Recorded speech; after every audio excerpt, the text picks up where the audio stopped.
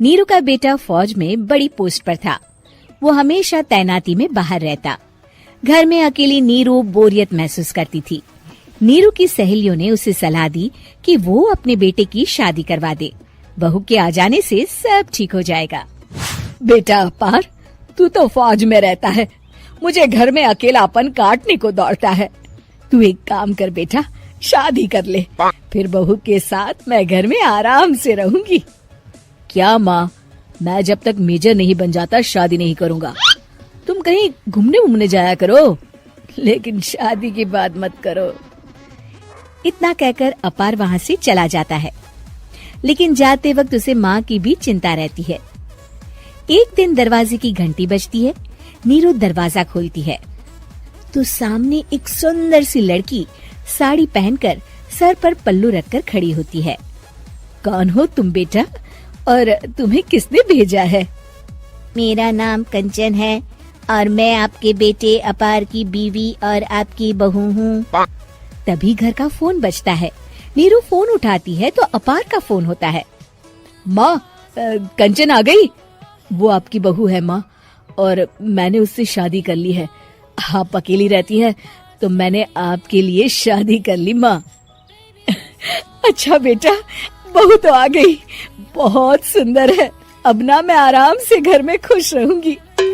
इतना कहकर नीरू जैसे ही कंचन की तरफ देखती है, वो उसके पैर छूती है। नीरू कंचन को आशीर्वाद देकर गले लगा लेती है। अगली सुबह नीरू सोकर उठती है तो अरे, सारा घर कितना चमक रहा है। इतनी सुबह घर का सारा काम किसने किया? तभी कंचन हाथ में स्वादिष्ट नाश्ता और चाय लेकर आती है और टिपॉय पर रखकर कंचन के पैर छूती है। बहू को देखकर नीरू काफी खुश हो जाती है। वो कंचन से कहती है, कंचन बेटा, आज मेरे घर में किटी पार्टी है, तुम मेरी सहेलियों के लिए कुछ अच्छा बना लेना। माँ, मुझे अच्छा बनाना नहीं आता, आप बता दीजिए, मैं बना दूंगी। अरे मैं भी तो नहीं जानती। ऐसा कर, शाम को इटालियन खाना, सी फूड और हाँ, चाइनीज खाना बना लेना, ठीक है? कंचन नीरू की बात सुनकर खुश हो जाती है। हाँ माँ, मैं तो ये सब बना सकती हूँ, आप चिंता ना करें। शाम को नीरू की सहेलियां आती हैं, जहाँ कंचन अकेले बनाए स्वादिष्ट खाना बनाकर खिलाती है। वो सारी सफाई कर सबको खुश कर देती है। कंचन अंदर किचन में जाती है कि तभी नीरू की सहेली बोल पड़ती है।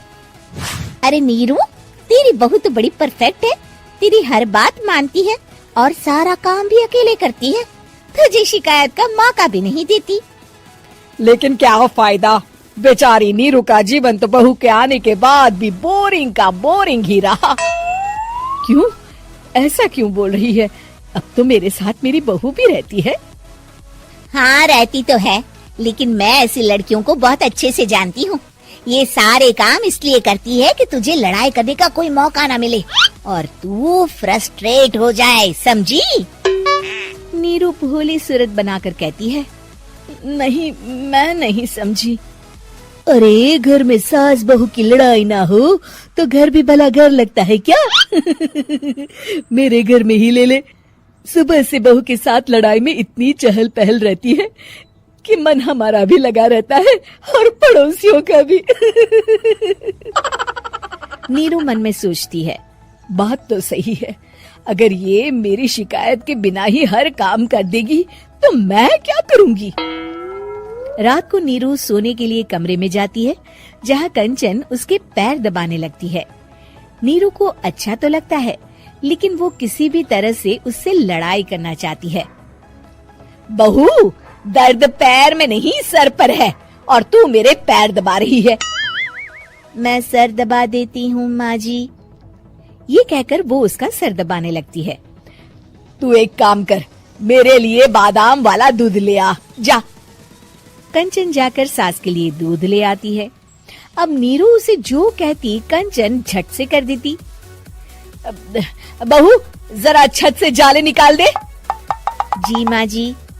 कंचन 5 मिनट में ही पूरे घर के जाले साफ कर देती है। नीरू तो देखती की देखती ही रह जाती है। कमाल है, ये तो हर काम कर रही है। तरस गई मैं तो इससे लड़ाई करने को। इतना कह के नीरू चली जाती है। नीरू को एक दिन कंचन पर इतना गुस्सा आता है कि वो सोच लेती है आज तो उससे लड़कर ही रहेगी। मौका देखकर नीरू कंचन को पैर से लंगड़ी देकर गिरा देती है, जिसके बाद जो होता है नीरू को विश्वास ही नहीं होता। जमीन में 2 भागों पर गिरी कंचन के सारे पुर्जे बिखर जाते हैं। स्प्रिंग और उसके अंदर से रंग बिरंगी लाइट जलने लगती है। तभी घर की घंटी बजती है। नीरू डरकर दरवाजा खोलती है तो सामने अपार खड़ा होता है। क्या हुआ माँ, तुम इतना डर क्यों गई?